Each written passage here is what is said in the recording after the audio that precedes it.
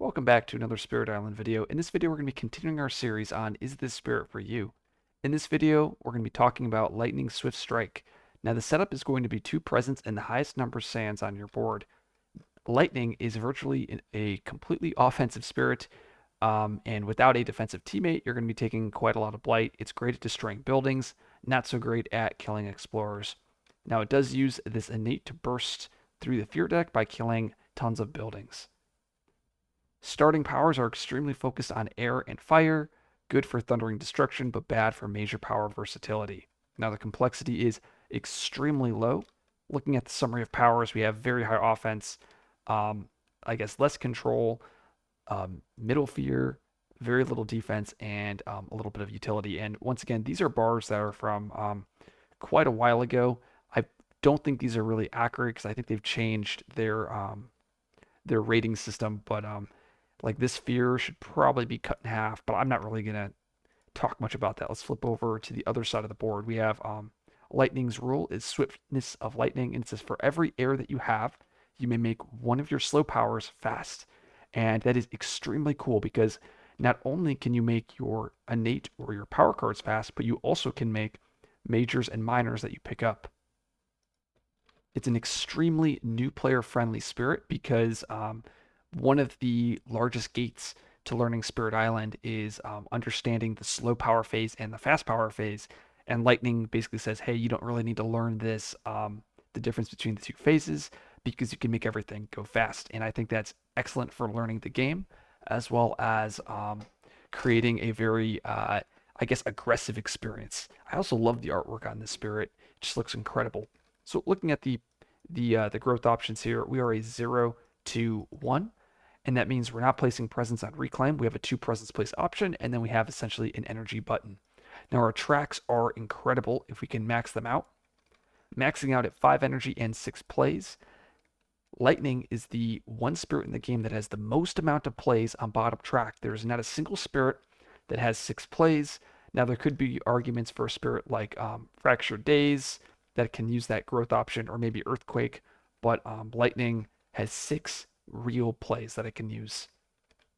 Looking at the innate, it says Thundering Destruction. It's a slow power sacred site range, destroy a building, instead destroy a city, and then each of these other tiers get to add an additional building killed.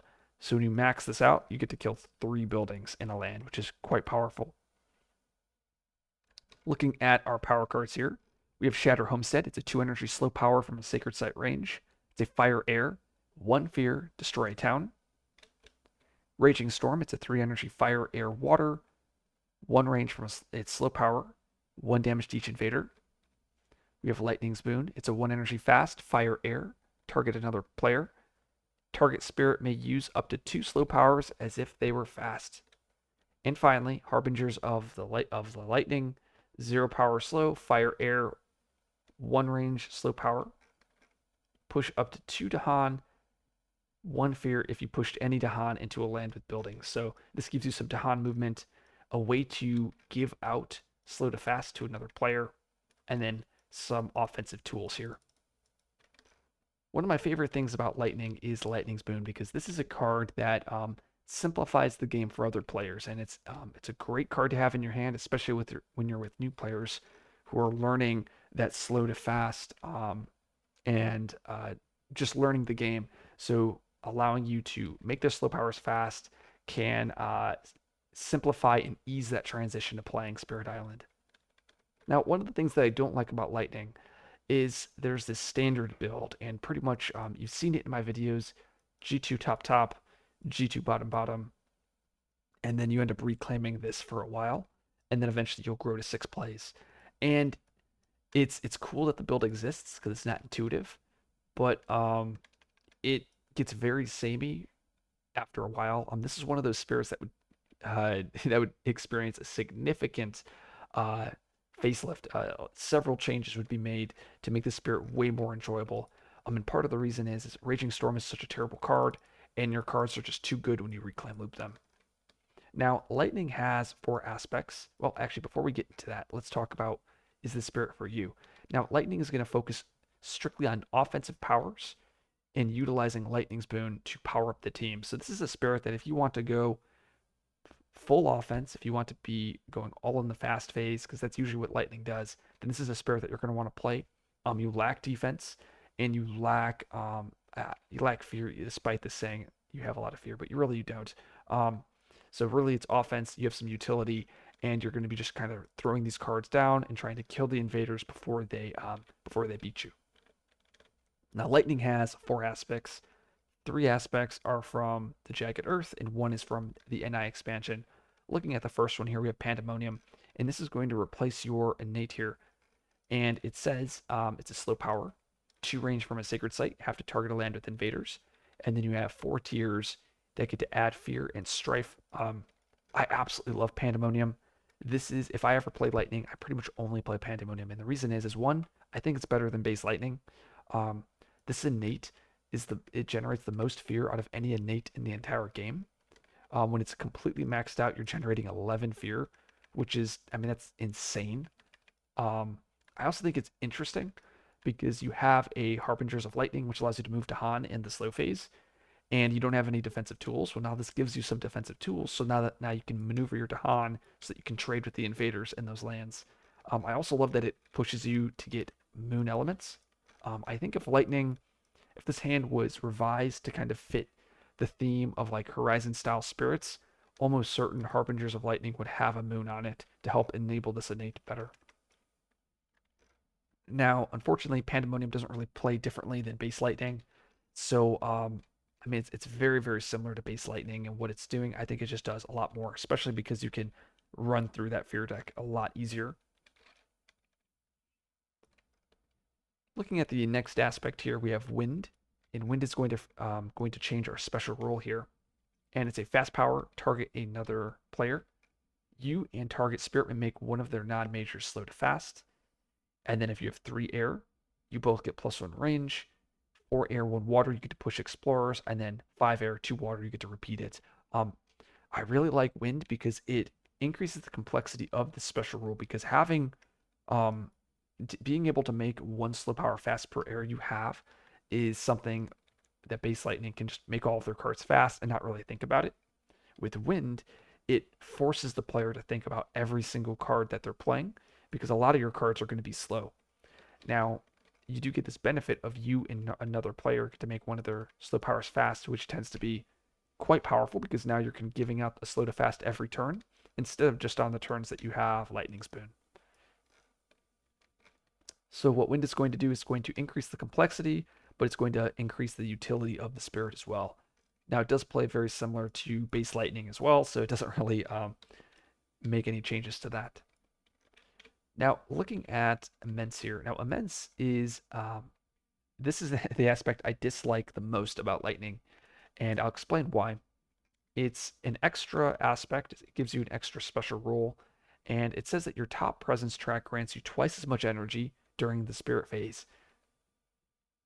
So that means if I have this top track 2 energy here,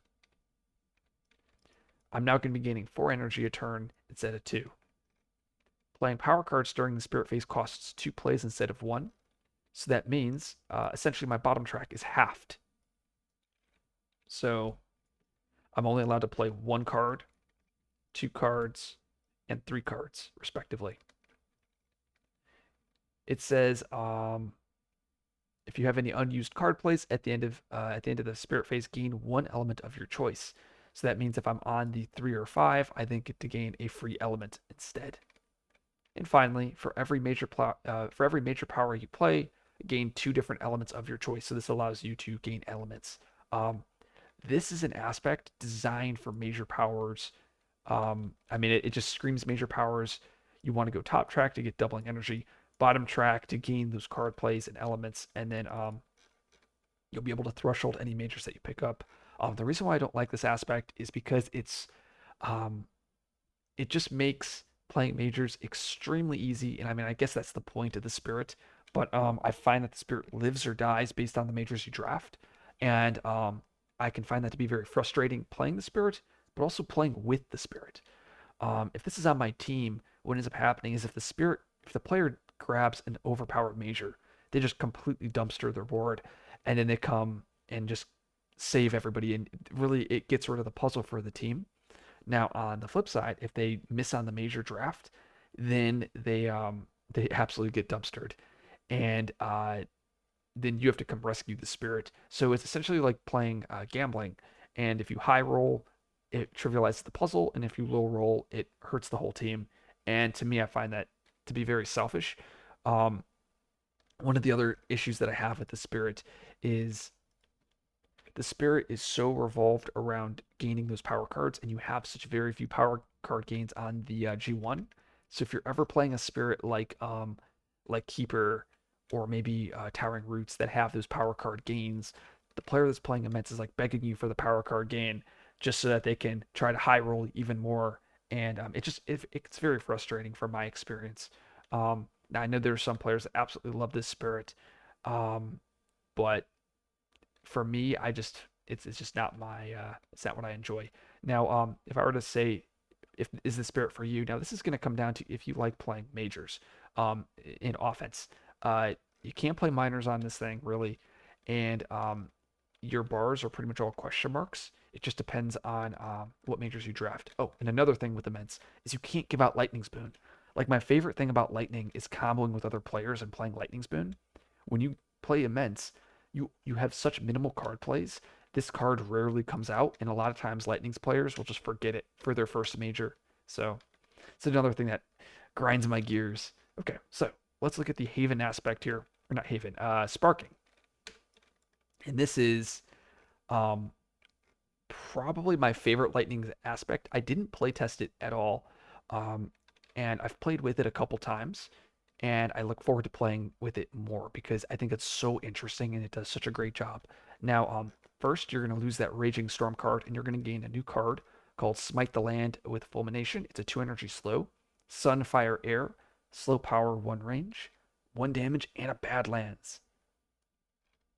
And also, like, let's appreciate that art. This art looks amazing. Now, looking at the innate here, so it says if you have the 2 sun, 5 fire, and 3 air, once this turn, after target spirit uses a power card that targets a land, they may do 1 damage to each invader in that land. So this is essentially that Raging Storm that we lost. It's now on our innate. Now the second threshold is 2 fire, 2 air, and you gain a minor power.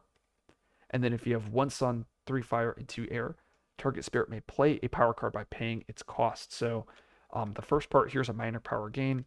Second part here is basically a spur, and a spur is a minor card here.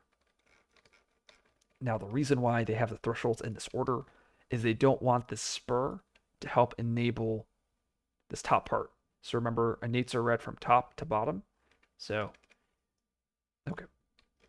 And this card is going, so this innate allows you to give power cards out to other players, but you also can give power cards out to yourself, which helps break out of this reclaim loop a lot earlier.